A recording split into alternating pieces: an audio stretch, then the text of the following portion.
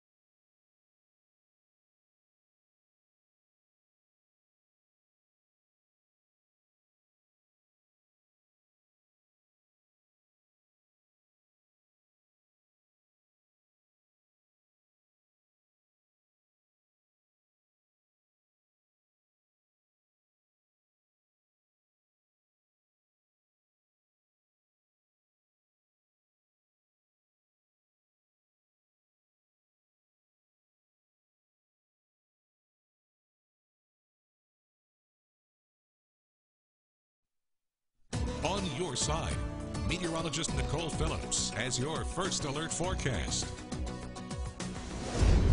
Look at Tuesday morning. We had the cold front that moved through on Monday, bringing us some beneficial rain. And today we'll have another round of showers. Now, it won't be a complete washout, but you will want your umbrella because especially by this afternoon and evening, we'll start to see the shower coverage increase. But right now we're calm. Temperatures are in the 40s up towards the north to the 50s and even near 60 down south. So 59 degrees in Americus this morning, but 41 degrees up on the Grange, 45 degrees this morning out in Auburn. You can see that it is pretty quiet on our satellite and radar when we zoom this out. Here's the front here that moved through on Monday, but notice too, it's starting to stall out a little bit, so it will become stationary. And really what that means for us is that we're going to see an increase of clouds. We're going to keep that chance for some showers around us. Well, notice we've got some areas of showers there into New Orleans, and that will move off towards the northeast. So as we look at the rest of today, spotty showers will be possible, and we'll keep that with us as we go into this afternoon and evening as well, especially right around our evening commute. So again, pack your patience today, also the umbrella. And then what's going to happen is we'll just kind of have this off and on chance for showers, not only today, but also again on Wednesday. And to be honest, Wednesday morning looks like the best chance. Here's a look right around 6 a.m. Notice we've got some showers and even some rumbles of thunder. Some of this rain could be heavy. And what's happening is the stationary front, it's starting to move. So it's starting to move a little bit more. And what that means for us is that by midday on Wednesday, this system will start to exit out, and then by the second half of Wednesday, we'll start to see some sunshine. So temperatures in the 50s today, 59 degrees for the high temperature here in Columbus, 55 degrees out in Butler. Your 7-day forecast, so 50s today, will be in the low 60s on Wednesday. Then we're back up to the upper 60s to middle 70s by Friday, even Saturday. But our next system comes in by the end of the week and into this weekend. That's going to give us another round of showers and even a rumble of thunder. We're back into the 60s by the end of the weekend and early next week. Alrighty, thank you so much, Nicole. And over in sports for the Pacelli Lady Vikings, Monday was Final Four day in Atlanta as they faced off with Portal. Jack Patterson has the highlights in this morning's Eye on Sports. Good morning, everyone. With a look at your morning sports, I'm Jack Patterson. You can say that the championship season rolls on here in the Chattahoochee Valley, this time in flag football. The Lady Vikings of Pacelli played for a shot at the state title on Monday in their way to Portal Panthers. Change of venue due to bad weather in the area. Portal and Pacelli playing at the Atlanta United Training Facility. First half, Pacelli's Tamaya Carter direct snap, sneaks in for the touchdown. Vikings lead at 6-zip at the break. Less than 30 seconds to go in the game now. Portal's Emma Yates drops back, finds a wide open Blair Brandon for the touchdown. We are tied up at 6. Now Portal going for the extra point and the win, but Pacelli's Kaylin Salmon swats the pass away. We need overtime, y'all. Portal gets the ball first. Yates finds Brandon once again. The Lady Panthers take a 12-6 lead after the top of the first overtime. Pacelli needs to score on 4th down here to keep the game alive. Carter drops back. She lets it fly, but the pass falls incomplete. Portal wins it 12-6, and Pacelli's season ends in the Final Four. Coming up on the latest edition of the On Your Sidelines podcast with the News 3 Sports team, join myself and Sports Director Rex Castillo on Tuesday afternoon. We'll have Kyle Sandy as our guest as football season winds down. Basketball starts to take center stage. We'll catch up with one of the authorities on basketball in the state of Georgia. If you love hoops, you're going to want to tune into this one. That is on WRBL.com, 3 Eastern Time later today, and on Spotify, Apple, and iHeart later this week. And a quick reminder that for the latest sports news and late breaking headlines, go ahead and follow the News 3 Sports team on Twitter. There you can find game highlights, score alerts, and much more. You can find us at WRBL Sports and follow us there whenever we're not on air. That's going to do it for your look at sports. Back over to you. And if you're looking to spread some holiday cheer, then look no further. The 4th stop of our Holiday Heroes campaign continues tomorrow. Our team will be at the Rivertown Ford on Whittlesey Boulevard in Columbus Wednesday, December 8th. We'll be accepting your donations of new or gently used cold weather gear for Valley Rescue Mission, as well as new and unwrapped toys for Santa's Castle at Fort Benning. We certainly hope to see you there. And of course, while we have your attention, we'd love for you to stay connected with us here at News 3. We invite you to like our News 3 Facebook page so you can stay up to date on all the latest news stories. As always, so glad to share this morning with you today. Your time now 5:17 Eastern, 4:17 Central. Coming up, no U.S. diplomats will attend the 2022 Olympics in Beijing. Why this decision was made, plus the impact it could have. First, here's a look at your winning lottery numbers. News 3 is your official Georgia lottery station. Hurt by a big truck? 1-800-CALL-KEN. One call, that's all.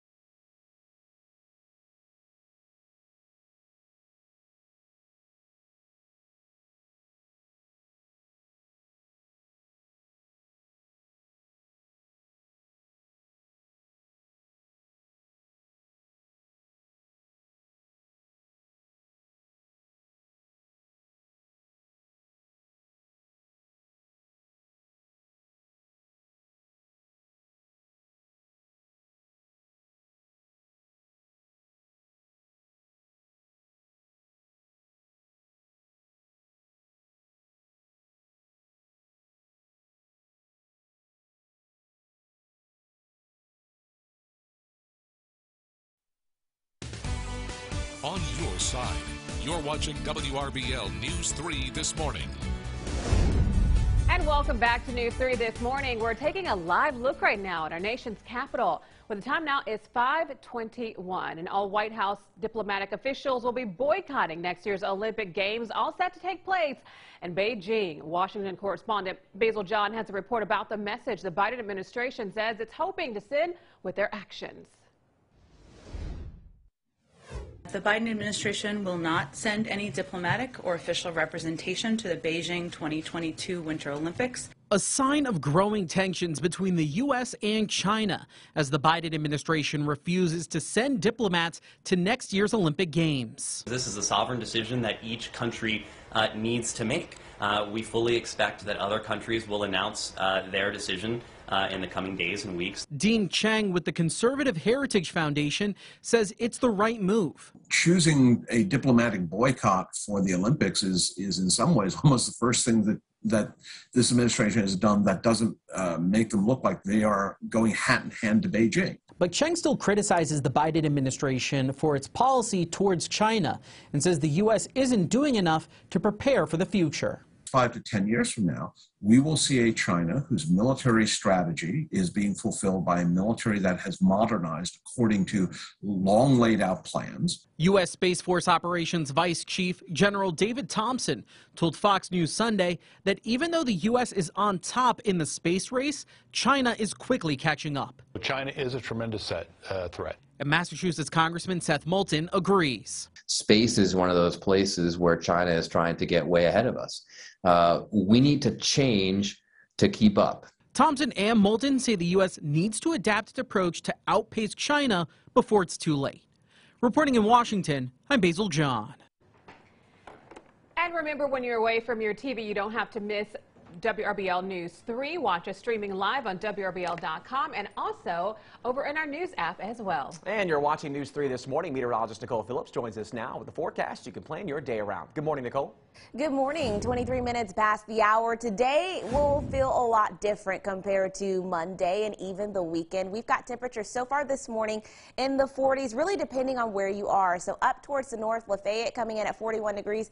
But notice Cuthbert, 58 degrees. So we've got that cooler air from that front working in. All of us today are going to be in the 50s. Some may get close to the 60-degree mark, but still, it's going to be a pretty chilly day compared to the last few days. Also, we'll have the chance for off and on showers. So 54 degrees by recess, the ride home in the middle to upper 50s. Your 7-day forecast coming up in 20 minutes. All right, thank you, Nicole. And we're keeping our eye on a number of big stories for you today. That's right, keeping an eye on the world first. 3 more Christian missionaries have been released from captivity in Haiti, where they were being held hostage by a violent gang. They were part of a group that was abducted while leaving an orphanage more than 7 weeks ago. 2 others were released last month, leaving 12 still captive. The group included 16 Americans and 1 Canadian. And keeping an eye on America, today marks the 80th anniversary of the attack on Pearl Harbor. 2,403 service members and civilians were killed during the Japanese attack on the Hawaiian port back in 1941. 80 years later, survivors and veterans will be observing a moment of silence at 7:55 a.m. local time, the exact minute that the attack began. And keeping an eye on the South, the final piece of the Robert E. Lee statue in Richmond is coming down. Over the weekend, Virginia's governor announced the 40-foot-tall graffiti-covered granite pedestal will be deconstructed and removed over the next month. The statue itself was taken from the base back in September. It had stood there for 131 years. And keeping an eye on Alabama, Governor Kay Ivey is drawing some challengers in next year's 2022 Republican primary election. Tim James just launched his campaign on yesterday. Now, he's currently a toll road developer and son of former Alabama Governor Fob James. Ivey is seeking her second full term in office, and the primary is set for May the 24th, 2022. I'm David Perdue. I'm running for governor to make sure Stacey Abrams is never governor of Georgia. And there it is, folks. Keeping an eye on Georgia, where former U.S. Senator David Perdue has announced his bid for governor. As in his announcement video, Perdue takes aim at sole Democratic challenger Stacey Abrams and incumbent Governor Brian Kemp. The former senator has repeatedly been encouraged to run by former President Donald Trump since Governor Kemp's refusal to overturn the state's presidential election results in 2020. Other Republicans have joined the race, include former Democrat Vernon Jones and GOP activist Candace Taylor. And keeping an eye on Columbus, where a local businessman is now officially setting his sights on the mayor's seat. John Anker owns a Columbus manufacturing and packaging business, and he says he wants to apply that business mindset over to the mayor's office seat. And so far, Anker is the only announced candidate for the 2022 election. He was flanked by his family and campaign manager, local businessman Jay Pitts.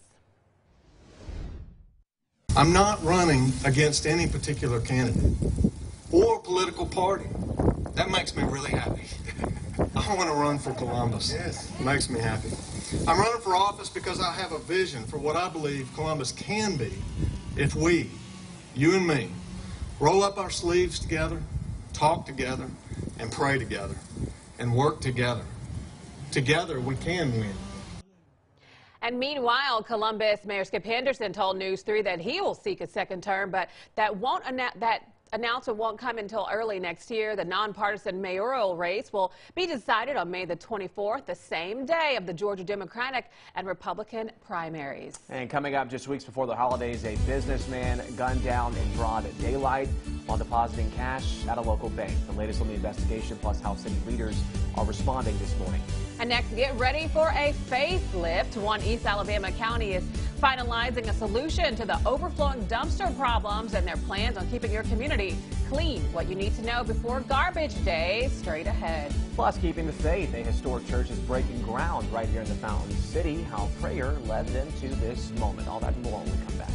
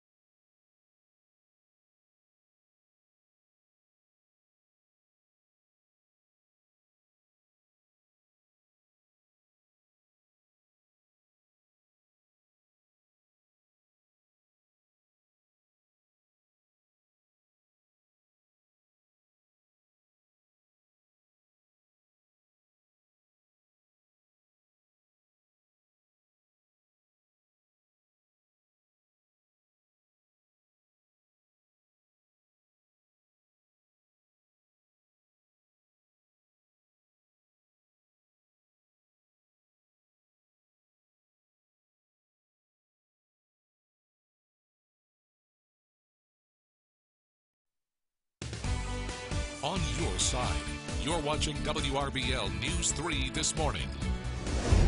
Well, two separate killings in 24 hours. Multiple homicide investigations are underway in Columbus just weeks before Christmas. We'll begin on 23rd Street near Hamilton Road, where a shooting kills one person and injured another just before 8 o'clock last night. Muskogee County Deputy Coroner Charles Newton confirms 32-year-old Marcus Jones was killed in the shooting. Another person was sent to the hospital. They're expected to be okay. This marks the 66th homicide in Columbus this year.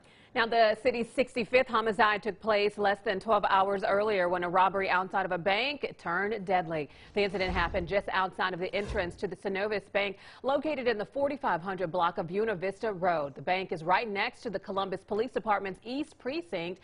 And our News 3's Carissa DeAgostino has been on top of the story, and she's joining us now with the details. Carissa?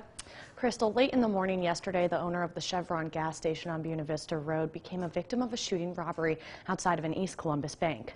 Amit Kumar Patel was gunned down in broad daylight around 9:30 a.m.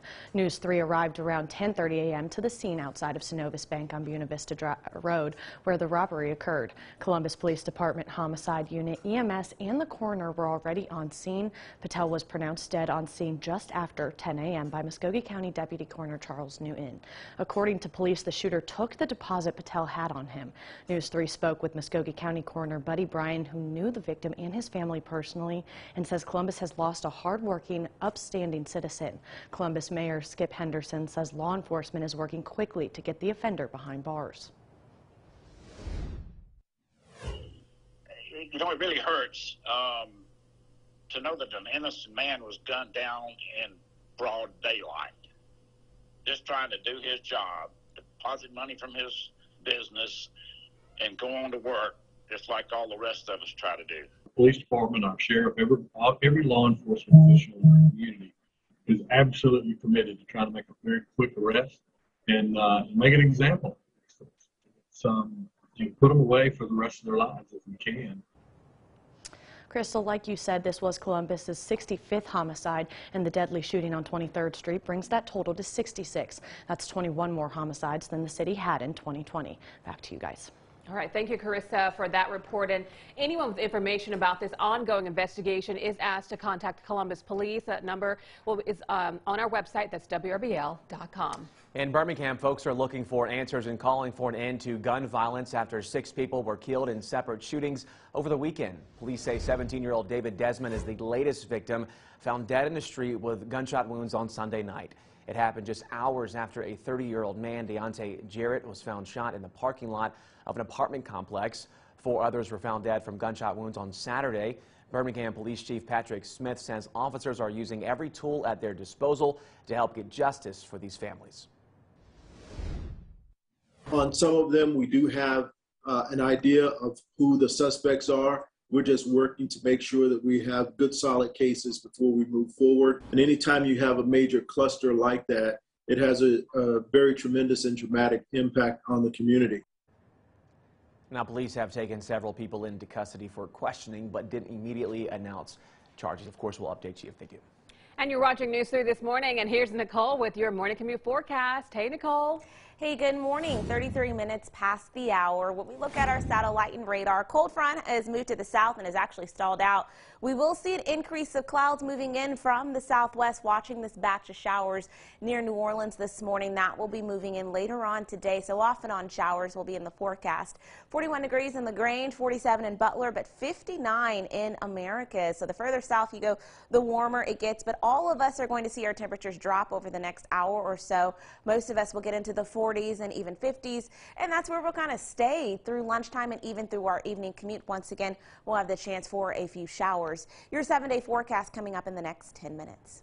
Alrighty, thank you, Nicole. Taking you now to East Alabama, where a historic change is on the horizon for Lee County's solid waste system. The county is transitioning from dumpsters to curbside service. Our News 3's Elizabeth White shares what you need to know before this change takes effect. Lee County is one of the fastest growing areas in Alabama, but is the only county in the state using dumpster service. Overflowing dumpster sites, people coming, the abuse to our dumpster sites. We anticipate 35 to 40% of the trash we have are coming from non-county residents. It just overwhelms our system, and that's what led to the complaints, along with the litter complaints on the roadway as well that we were addressing then. In June, the commission awarded a nearly $1.8 million bid to Aero Disposal to begin curbside trash pickup next year for nearly 18,000 customers. They have 8 other counties in the state that they also service. The vendor has multiple size trucks. They won't try to send these large trucks down these narrow 1-lane roads. They're going to ride the roads, establish their route, and so when the carts go out, there will be information on the cart at each residence that says when they intend to start and what day that particular resident will be. Right now, citizens pay $18.50 per month, and the garbage fee will not change for 2 years. We want to get this transition done, get us over to the new system, get a full year of the new system so we can evaluate the cost of the new system to see what changes will be necessary in the fees. Right now, our fees don't cover our current system, so if there was to be an increase, we would need to do that whether we change or not. Hardy says curbside should cut down on litter, be easier for residents, and includes an on-demand bulk trash pickup service. Dumpster sites will be phased out over time. Aero Disposal will begin distributing trash cans to residents in February, with services to begin in March. For more information, we have a Q&A section on our website. Reporting in Lee County, Elizabeth White, WRBL News 3, on your side. All right, friends, we thank you for trusting WRBL News 3 this morning as your favorite source right when you wake up. We'll be right back.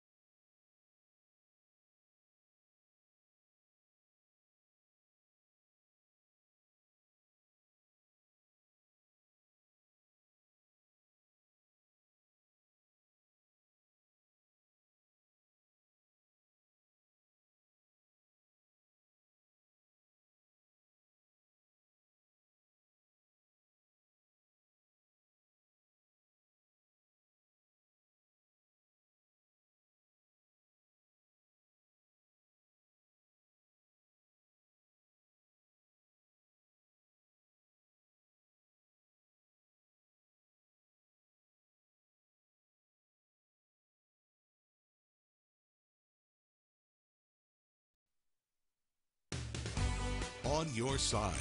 This is News 3 This Morning.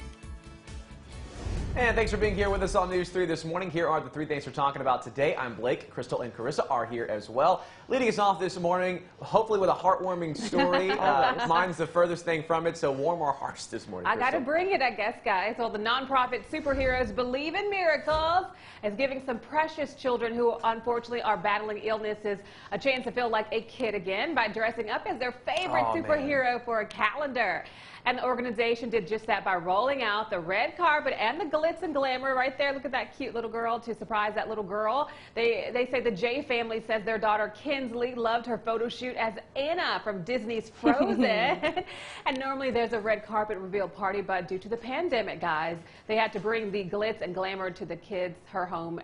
Instead, I wouldn't mind having a red carpet rolled out at my house. I feel very special. Yes. I love how they even got a actual physical copy of the poster as well. Not just taking the photo, but a physical copy. And imagine how special they felt, you know, seeing themselves as a superhero on the poster. Really, really remarkable. And I also love how they didn't give up. Even in the pandemic, they still found a way to kind of navigate these challenging times. So such a good story. Great story right there. Now, here are some buzzy honors down under. According to a new global substance survey, Australia is the world's drunkest country. Residents admit they consumed alcohol to the point of drunkenness nearly 27 times this year. Denmark was second, and Finland rounded out the top three. Good news on the home front. The U.S. topped the list last year, but dropped to a more sober number 4 this year. Look at us go. Getting it together. I mean, we are growing. We're becoming better. Never been to Australia, but something about this just made sense to me. I don't know why. I just assumed this. My best friend has studied abroad in Australia, and I can confirm Okay. That this sounds about right. Yeah. Really? From her storytelling, I would confirm this. Oh, that's fantastic. Krista, what are you talking about today? Well, Santa, or Santas in plural, were riding in style this year. Check this out. The slopes of the Sunday River Resort in Bethel, Maine were packed with revelers sporting Santa's signature red suit with white trim over the weekend. And don't worry, for all of those who aren't that fond of jolly old St. Nick or the Christmas holiday in general, out of the 232 skiers and snowboarders in Santa suits, one did opt to wear a green Grinch costume inspired by the Dr. Seuss book, How the Grinch Stole Christmas. Now, this is the 21st annual Santa Sunday at the resort, and to end it with a positive little twist, this year's event raised $4,640 for the River Fund, and charity organized that introduced young people to the benefits of outdoor recreation. I mean, this is fantastic. Imagine you're just visiting the ski resort or something like that. You come across all these Santas on the slopes. And I think I see the Grinch one right there as well. Where? I love it. I would be that one. The Grinch. Listen, look at him. I love the Grinch. I'm all for it. I thought this was such a good story, especially for the time of year. Get us in the little spirit. It's so fantastic, especially for the folks who say that All I Want for Christmas should not be played until Christmas time. I don't know if we know anybody that does that. I was about to say, who in this newsroom about to raise their hand? I got a few words to say. Suddenly she's looking away. We'll take a quick break. We'll be right back, folks.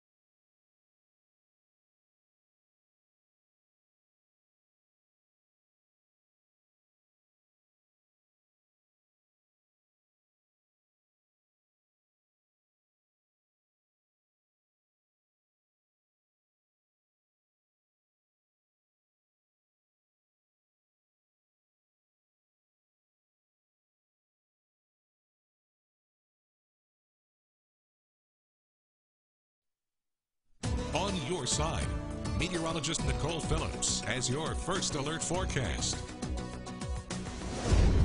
We'll get Tuesday morning, the cold front that moved through on Monday, it has moved to the south, and we're still going to see a little bit of cloud cover and also that chance for showers. But the big story so far this morning, the temperatures. So wide range of temperatures. In the north, we've got the 40s. Down south, we've got to near 60 degrees. What's happening is we're seeing that cooler air working its way in.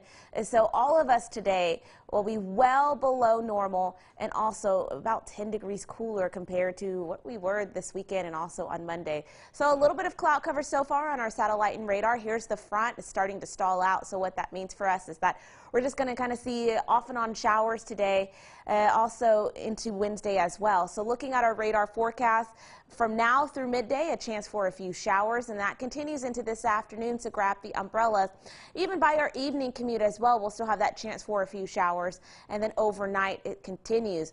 What happens on Wednesday, though, as this front really starts to kind of work its way back and starting to move out, We'll see an increased chance for some showers and possibly even some rumbles of thunder on Wednesday morning. Unfortunately, that's right around our morning commute. But by midday, it's starting to move out of here, and we'll start to see a little bit of sun for the second half of Wednesday. So until then, here's what our forecast looks like. Clouds and that chance for showers. 54 degrees by noon, 59 degrees by 4 p.m. today, and all of us getting into the middle to even upper 50s. So cooler, a little bit of wind as well, so it will feel not so good compared to the 70s that we had earlier. 63 degrees on Wednesday, then we're back up into the upper 60s on Thursday. Look at Friday and Saturday in the middle 70s. We'll have another system that will come through by the end of the week and into this weekend. That will give us a chance for some showers and thunderstorms, and then we're back into the 60s by early next week. I tell you, Nicole, I'm loving this. 60s, 70s.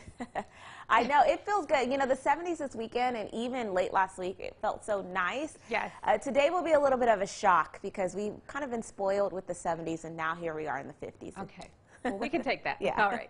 All right. Thank you, Nicole. And as we approach International Women's Month coming up in March, WRBL is recognizing the contribution women are making to our local communities as well as our nation. Remarkable Women is part of a nationwide Next Our Media Group effort to honor the influence that women have had on public policy, social progress, and quality of life. Nominees will be accepted through December the 31st. And to fill out the nomination form, head over to our website that you see there, WRBL.com. And a new chapter for historic piece of Columbus, Mount Pilgrim Baptist Church is ready to begin construction after breaking ground on the site of their new home. Our News 3's Chuck Williams has that report. To God be the glory. And with that, 137 years of spiritual history will be moving from one Southside Columbus home to a new church just off Far Road. And as Mount Pilgrim is prepared to make the move to make way for a new interchange at I-185 and Casita Road, Pastor David Stallion says the new foundation is a firm one.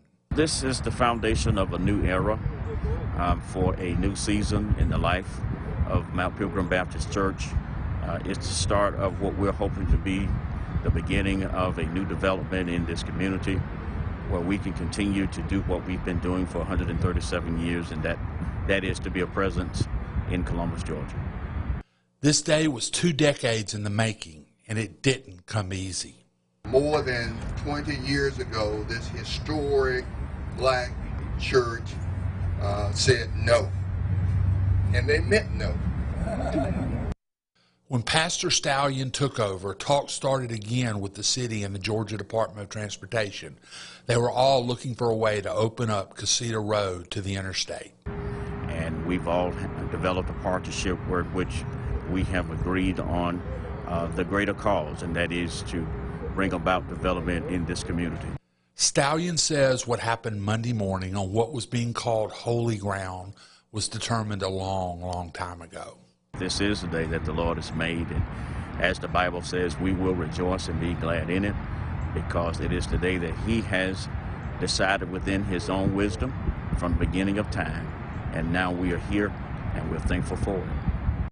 Chuck Williams, WRBL News 3, on your side. Now the church is hoping to be worshiping in the new sanctuary by next Christmas season.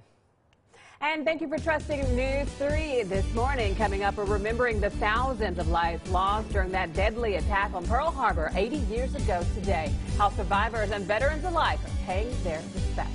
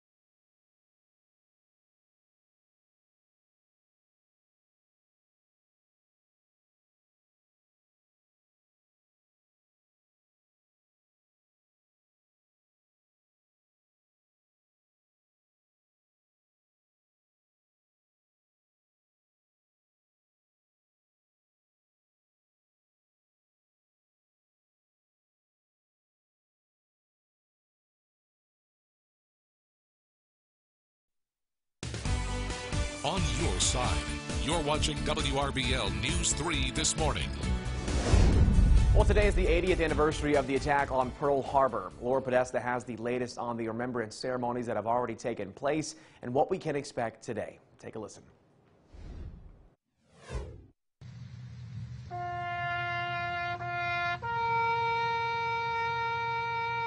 Feet from the wreckage of the USS Utah, one of the first ships torpedoed in the attack on Pearl Harbor, servicemen and women paid respects to the 58 crewmen killed when it sank 12 minutes after being struck.